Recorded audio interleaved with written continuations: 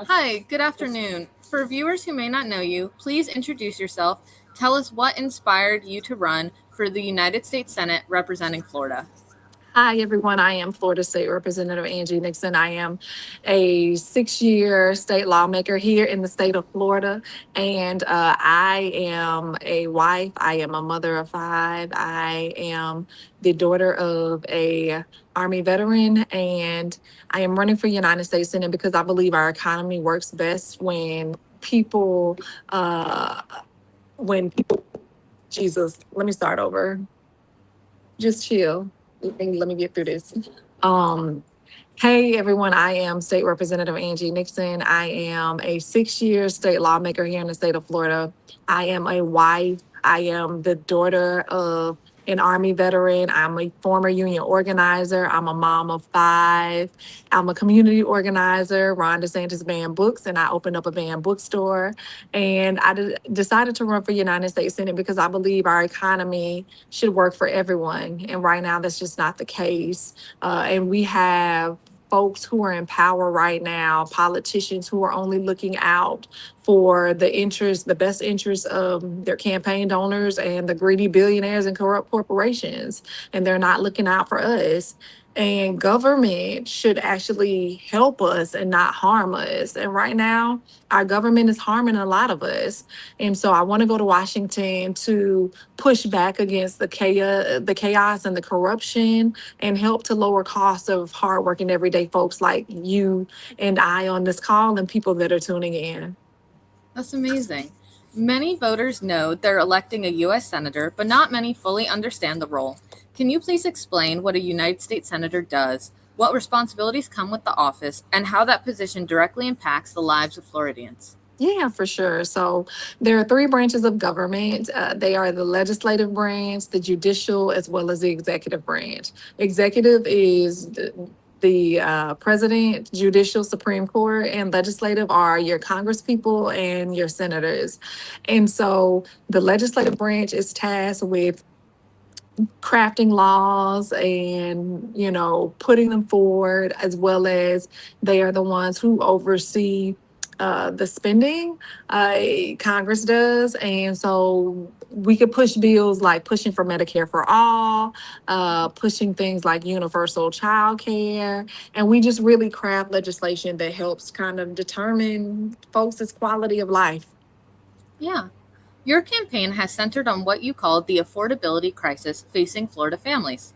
What specific actions would you take in the U.S. Senate to lower the cost of housing, groceries, insurance, and everyday necessities?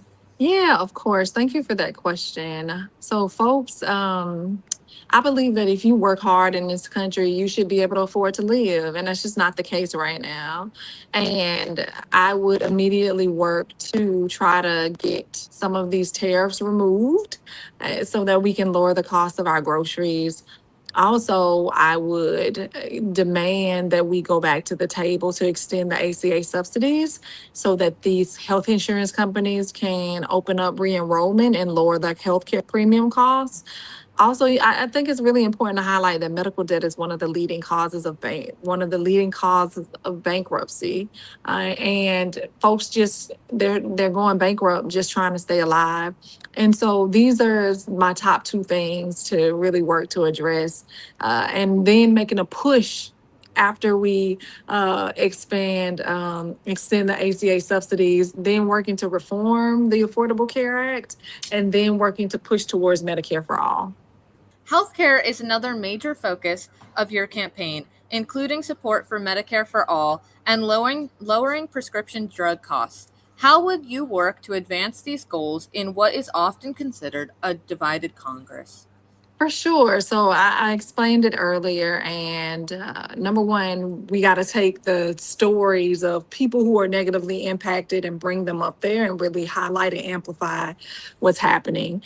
Also, we need to go back to the table and extend the ACA subsidies, demand that these health insurance companies open up open enrollment to drive down these premium costs. And then we need to reform ACA and make a push towards Medicare for all by making sure that we tax these billionaires and close these corporate tax loopholes. Education and childcare are key pillars of your platform. What federal investments do you believe are necessary to better support public schools, teachers, and working families with young children? Yeah, so we need to make sure that we are putting our money where our mouth is, right? And a budget is a moral document and it tells us what our values are. And our budget does not reflect that we care about children and we care about education. And so we need to make sure that we fully fund education so that we can ensure we have universal childcare, as well as ensure we have free college and that we're paying our educators. And so I would definitely fully fund those things, push to fully fund those things. And we also got to get rid of the Department of Education.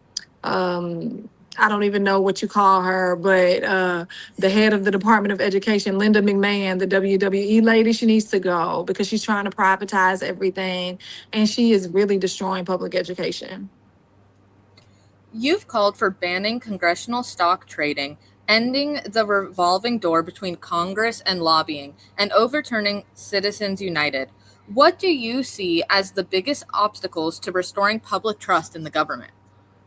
The biggest obstacles towards restoring public trust is the fact that politicians are beholden to big money and they aren't beholden to hardworking folks. And that's why I want to overturn Citizens United. I want to put a cap and lower the amount of campaign donations someone can receive on their campaign so that a person that makes $30,000 a year can have the same amount of influence as a billionaire. And so we need to lower those thresholds. And so the biggest problem, Les, is money in politics. And we got to get it out of campaigns. Yeah. Florida is one of the nation's most politically diverse states. If elected, how would you represent constituents who may not share your political views while still staying true to your campaign promises? Les, I'm already doing that, Les. I am a state lawmaker now, and there are a lot of people that are not in agreement with me. But when they call my office and they need something, I'm always there.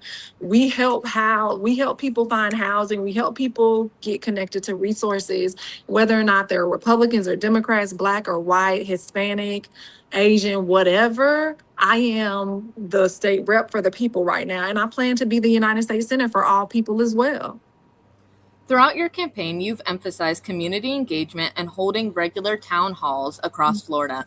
How would you ensure that residents from every region of the state have a voice in your work as a US senator?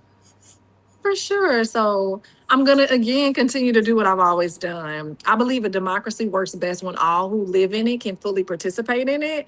And I have previously had steering committees to help, advisory committees to help me when it came to like drafting legislation.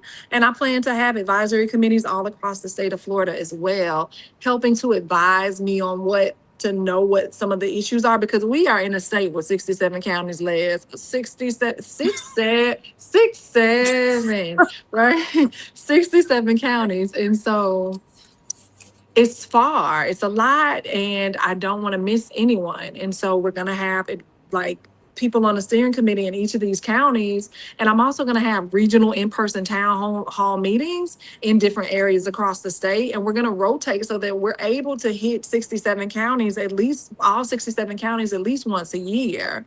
But I just, I'm going to stay in tune with people. I'm a community organizer and I love talking to people. And again, I believe that the people of the state should influence the policies that come out of Washington, D.C. And the only way that I'm going to be able to allow that to happen is if I go talk to them. Yeah. What lessons have you learned as serving as a state representative for Duval County in the Florida House of Representatives? And how would those experiences shape your approach if you're elected to serve Florida in the United States Senate? What I have learned is that there are people in power right now that are trying to return us back to the worst chapters of our history. And there are people in power who want to cause harm to a lot of our communities.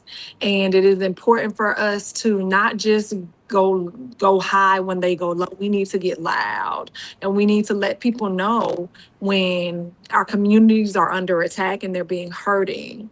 They're hurting. And we need to do that so that more people who are feeling the same way, but who feel like they may be alone, like we got to get loud about it. And so I pride myself on being a voice to the voiceless. And I learned that we have to listen and we have to go meet people where they are and make them feel a part of this country because they are. It doesn't matter how much money you have, it doesn't matter what race you are, who you love, your sexual identity, gender expression, what religion you worship. We all deserve to be here in our country, and we need to have lawmakers who believe in that. Finally, what would you like Florida voters to know about your vision for the state's future, and why do you believe you're the best candidate to represent Florida in the United States Senate? So, my vision for this future of our country is that, again, hardworking everyday people get to shape it, the communities and the economies.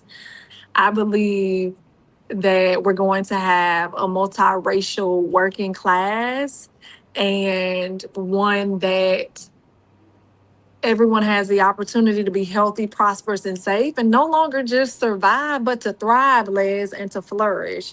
And so that is what I am fighting for. And I look forward to people voting for me to become the next United States Senator so that I can help accomplish that.